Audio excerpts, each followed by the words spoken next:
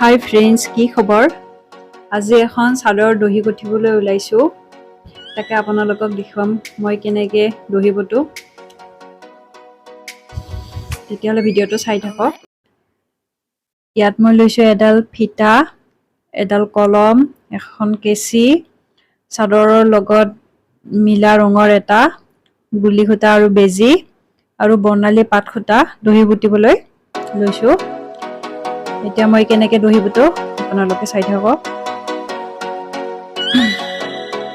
এয়া ফিটাডালৰ সহায়ত 1.5 ইঞ্চি দূৰত আমি দহিবিলাক বটিম। সেইকাৰণে কলমেৰে চিন দি লৈছোঁ। এনেকৈ চিন দিলে সোনকালে হয় আৰু সমান সমান দূৰত হয়।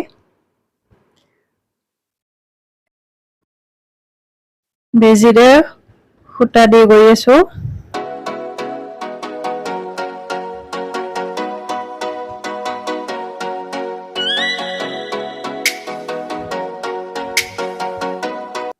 এতিয়া সূতা কেইডাল সমানকৈ ল'ম আৰু কেঁচি এখনেৰে কাটি দিম।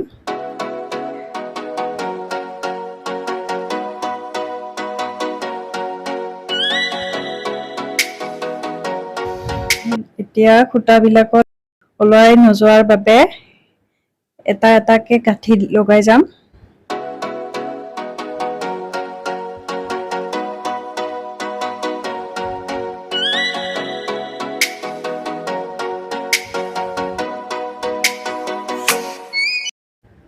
গাঁঠি লগোৱা হৈ গ'ল।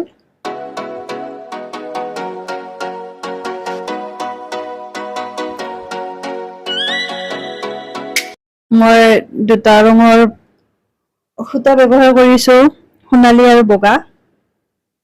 যিহেতু দুটা ৰঙৰ চাদৰখনত ফুল আছে সেইকাৰণে 3টা বগা আৰু 3টা সোণালী ৰঙত দিছোঁ।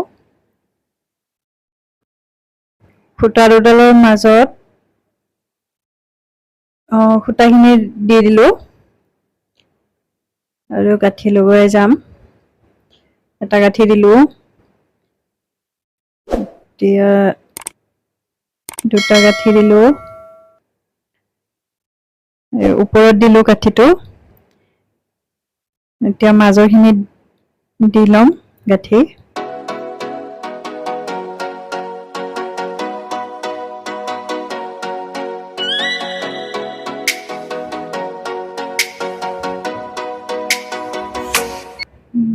মাজত দিলোঁ গাঁঠি।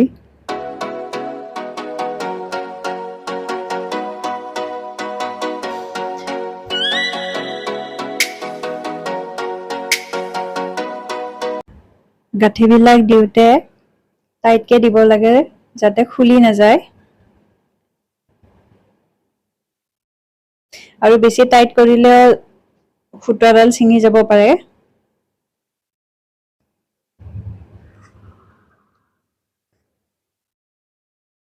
এতিয়া মই দহি গুঠি যাম, আপোনালোকে চাই থাকিব, তেতিয়াহ'লেহে বুজিব।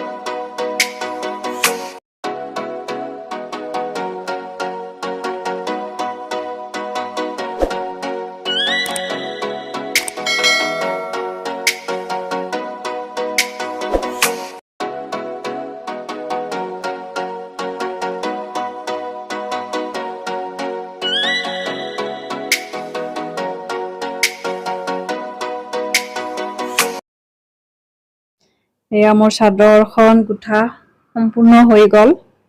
কেনেকুৱা লাগিছে আপোনালোকে ক'ব। যদিহে মোৰ ভিডিঅ'টো চাই ভাল পালে লাইক শ্বেয়াৰ ছাবস্ক্ৰাইব কৰি দিব। Thanks for ৱাটছিং।